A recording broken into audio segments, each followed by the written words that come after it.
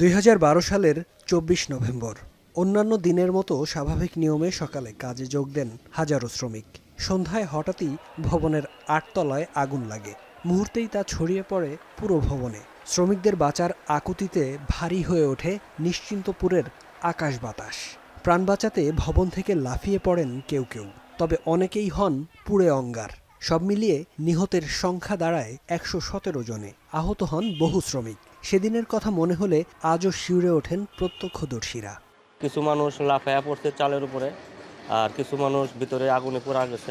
সেই রকম হাহাকার মনে করেন যে আমার জীবনে দেখি নাই। আমি তো বললামই তো আপনাদের যে মানুষকে যেটু আমরা করব, সাহায্য করব।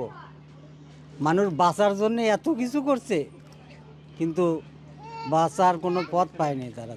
দুর্ঘটনার পর ক্ষতিপূরণের আশায় ছিলেন আহত শ্রমিকরা। 12 বছরে যাদের অনেকেই মারা গেছেন, কেউ কেউ ফিরে গেছেন গ্রামে। যারা এখনো আশপাশের এলাকায় আছেন তারা চান পুনর্বাসন ও কর্মসংস্থান। পাশাপাশি এ ঘটনায় জড়িতদের শাস্তির দাবি জানান শ্রমিক নেতারা। যারা মরে গেছে এরাই ভালো কাম করছে, আর আমরা যে বাইসা আছি এরা দেহটা শেষ আমাদের দুকে দুকে।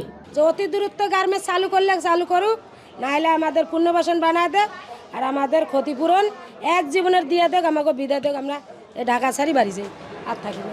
বিগত সরকারগুলো কিন্তু শ্রমিকদের চিকিৎসা পুনর্বাসনে যথাযথ ব্যবস্থা নেয়নি।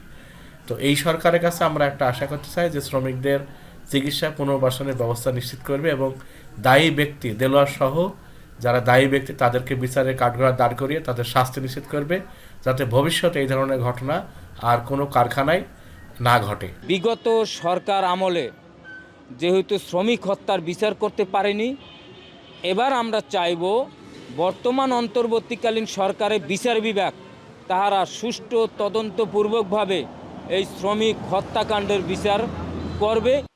অগ্নি দুর্ঘটনার এক যুগেও ক্ষতিপূরণ ও বিচার না পাওয়ার জন্য সরকারসহ সংশ্লিষ্টদের অবহেলাকে দুষছেন ভুক্তভোগীরা। এমন দুর্ঘটনার পুনরাবৃত্তি ঠেকাতে কর্মস্থলে শ্রমিকদের নিরাপত্তা নিশ্চিতে যথাযথ উদ্যোগ নেয়ার দাবি তাদের। এখন সাভার।